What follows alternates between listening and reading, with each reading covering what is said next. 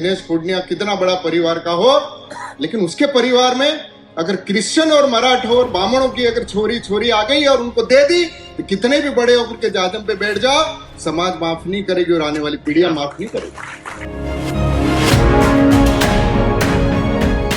नमस्कार दोस्तों, राजस्थान की राजनीति में एक बार फिर बयान नहीं, जहर उछाला गया है और इस जहर का स्रोत कोई सड़क छाप नेता नहीं बल्कि पूर्व मुख्यमंत्री अशोक गहलोत के बेहद करीबी कांग्रेस के पूर्व जिला अध्यक्ष रहे नेता दिनेश खोडनिया है। वही दिनेश खोडनिया जिनका नाम पहले ही आरपीएससी घोटाले में उछल चुका है।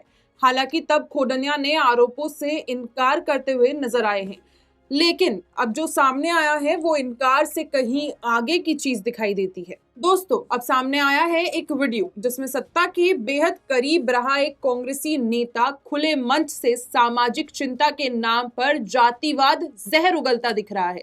ये वही कांग्रेस का नेता है जिसकी सरकार ने अंतरजातीय विवाह को प्रोत्साहन देने के लिए विभिन्न योजनाएं बनाई ताकि युवा जातिवाद की बंदिशें तोड़े और नए दौर में सामाजिक चेतना को ले जाए। लेकिन इसी कांग्रेस का एक बड़ा नेता जाति समाज की जाजम पर जाकर क्या कुछ बोलता है, कैसे बोलता है, ये आप खुद सुनिए। तो देखते ही थे, लेकिन उसका काका कैसे है उसको भी देखते थे। और कितने बड़े हम बन जाए, दिनेश खोडनिया कितना बड़ा परिवार का हो, लेकिन उसके परिवार में अगर क्रिश्चियन और मराठा और बामणों की अगर छोरी आ गई और उनको दे दी तो कितने भी बड़े होकर के जाजम पे बैठ जाओ, समाज माफ नहीं करेगी और आने वाली पीढ़ियां माफ नहीं करेगी। गलती मत करो, बस यही कह रहा हूं। गुरुवर आकर के यही सिखा रहे हैं। इस वीडियो में दिनेश खोडनिया जैन समाज के मंच से ब्राह्मण समाज समेत अन्य वर्गों के खिलाफ नफरत भरी भाषा का इस्तेमाल करते नजर आते हैं। वो कहते हैं कि खोडनिया का परिवार चाहे कितना बड़ा हो, अगर उसमें क्रिश्चियन, मराठा या ब्राह्मणों की लड़कियां आ गई तो समाज माफ नहीं करेगा, आने वाली पीढ़ियां भी माफ नहीं करेंगी। दोस्तों, ये कोई फिसलन भरी जुबान नहीं है, ये सोची समझी जातिवाद चेतावनी है। ये बयान नहीं बल्कि सामाजिक विभाजनकारी मानसिकता का खुला प्रदर्शन है। खोडनिया के बयान और आला नेताओं की इस पर चुप्पी से कई सवाल उठते हैं। मसलन क्या यही है कांग्रेस की सामाजिक समरसता? क्या यही है बराबरी और भाईचारे का संदेश? और क्या यही वो भाषा है जिसे गहलोत खेमे की चुप्पी का संरक्षण मिल रहा है? जैसे ही ये वीडियो वायरल हुआ, सोशल मीडिया पर लोगों का गुस्सा फूट पड़ा। कोई इसे समाज को तोड़ने वाला बयान बता रहा है तो कोई इसे निजी राय कहकर बचाने में जुटा हुआ नजर आया। लेकिन सवाल सीधा है, जब एक वरिष्ठ कांग्रेसी नेता जो पार्टी का जिला अध्यक्ष रह चुका है, जो पूर्व मुख्यमंत्री का करीबी कहा जाता है, वो खुले मंच से नफरत और जातिवादी बोल बोले तो जिम्मेदारी क्या तय नहीं होनी चाहिए? दोस्तों, पंजाब केसरी राजस्थान ने इस मामले में दिनेश खोडनिया से संपर्क किया, जिसके बाद उन्होंने एक अलग वीडियो जारी कर इसी सारे मामले पर अपनी सफाई पेश की। आप खुद सुनिए और देखिए, क्या ये वाकई ही माफी है या सफाई है या फिर कुछ और। सर्व समाज के हमारे सभी बुद्धिजीवियों, सारे अध्यक्षों, सारे हमारे आगेवानों को सादर नमस्कार। मेरा आप सबसे आग्रह है कि पाश्चात्य संस्कृति के कारण हमारी जो युवा पीढ़ी गलत रास्ते पे जा रही है, उसके बारे में हमको सोचने की आवश्यकता है। अभी हम देख रहे हैं लंबे समय से कि हमारी युवा पीढ़ी शादी ब्याह के मामले में, चाहे डूंगरपुर हो चाहे बांसवाड़ा हो, कई गलत निर्णय ले लेती है। उनके गलत निर्णय के कारण हमारी पूरी समाज को कहीं न कहीं नीचे देखना पड़ता है। ये रुकना चाहिए और इसकी जवाबदारी हम सब समाजों के आगेवानों की है कि कैसे बैठ करके सांप्रदायिक सद्भाव 36 कौमों का हमारे बीच में बना रहे। मेरा जो कल का व्यक्तित्व था, उसका मंतव्य ये, कुछ लोग इस समाज में शादी कराएं, कहां से, और फिर कुछ भाई भतीजावाद, रिश्तेदार और अपने प्रभाव का उपयोग करके समाज को दबाने की कोशिश की जाती है। ये आने वाली हमारी पीढ़ियों के लिए बहुत दुखदायी होगा। मैं सबसे निवेदन कर रहा हूं कि मेरा कोई मंतव्य, कल का जो मेरा स्टेटमेंट उसमें यह था कि मैं समाज का अध्यक्ष हूं। तो पिछले लंबे समय से मैंने देखा है कि कुछ गलतियां हुई है, और जब जिन परिवारों की तरफ समाज देखता है वही गलतियां होती है, द्विजाति विवाह होते हैं, तो छोटा परिवार क्या करेगा? इसलिए मेरा दर्द था। इसको मैंने अपने ऊपर लेकर के कहा था कि ना तो कोई आना चाहिए ना कोई जाना चाहिए, सब अपने अपने समाज के अंदर शादियां करें, तब मर्यादाएं बनी रहेंगी। लेकिन इस व्यक्तित्व के कारण अगर किसी समाज को, किसी आगेवानों को अगर ठेस पहुंची है तो मुझे उसका दुख है। लेकिन सोचना पड़ेगा कि ये हम कैसे स्वीकार करेंगे कि विजातीय विवाह हो, इसको रोकना पड़ेगा। हम सब सर्व समाज के लोग हैं।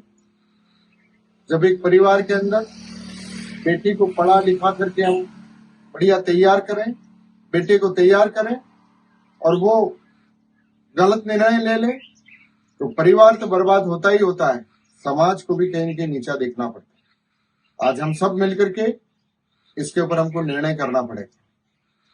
मेरा कोई मंतव्य किसी समाज विशेष के लिए नहीं था, सर्व समाज के लिए। सर्व समाज के लोग बैठ करके तय करें। डूंगरपुर बांसवाड़ा में कई गलतियां हुई, जब जब भी ऐसी बात आई है, मेरे समाज के अंदर कोई द्विजातीय विवाह हुआ है और दूसरी समाज के लोगों ने आकर के कहा है, तो मैं उस बेटी के परिवार के साथ खड़ा रहा हूं, न कि मैं मेरे समाज के साथ खड़ा रहा। और उस समय भी जब आंदोलन होते थे या हुए, तब भी मैं उस समाज के और समाज की बेटी के साथ खड़ा रहा कि नहीं, ये गलत हुआ है। आज भी मेरा दर्द यही है कि ऐसा नहीं होना चाहिए। आज देश की परिस्थितियां बदल रही हैं। आज हम लोगों के ऊपर कई तरीके की यूजीसी फूजीसी कहीं लेकर के किस तरीके से अलग थलग किया जा रहा है। उस समय हम सब जने मिल करके हम उसके ऊपर विचार करें कि किस तरीके से प्रहार हो रहा है। और ये प्रहार जब सरकार है, मैं तो कहता हूं कि कोई सरकार हो कि विजातीय विवाह करोगे तो आपको 50,000 मिलेगा, ये मिलेगा, वो मिलेगा, इसके ऊपर प्रतिबंध लगाने की जरूरत है।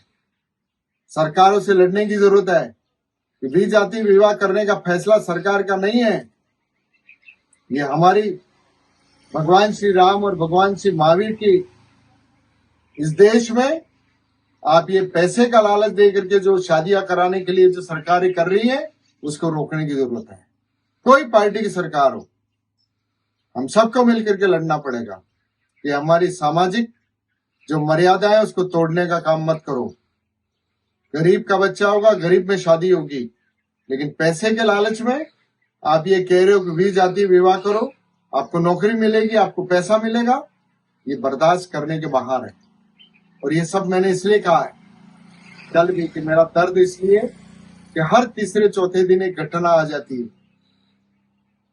कि जितने हम बुद्धिशाली समाज के लोग हैं उनके परिवारों में हो क्या रहा है। देखिए कि कहाँ कौन किससे शादी कर रहा है, जरा देखो तो सही कि क्या इससे हमारे समाज की, हमारी सोचना पड़ेगा। मेरे साथ मेरा आप सबसे इतना ही आग्रह है कि सर्व समाज के लोग अपन बैठेंगे, बात करेंगे कि कहीं पर भी हमारी अगर युवा पीढ़ी भटकती है तो हम उसको रोकेंगे, रोकने का काम करेंगे। और मेरे इस मंतव्य जो था उसको जैसा भी जिसने लिया हो, कोई बात, उन्होंने राजनीतिक दृष्टि से देखा हो, अपने हिसाब से देखा हो, इसके पीछे जो लोग हैं उनको भी मैं जानता हूं कि कौन कैसे क्या हो रहा है, लेकिन कोई चिंता की बात नहीं।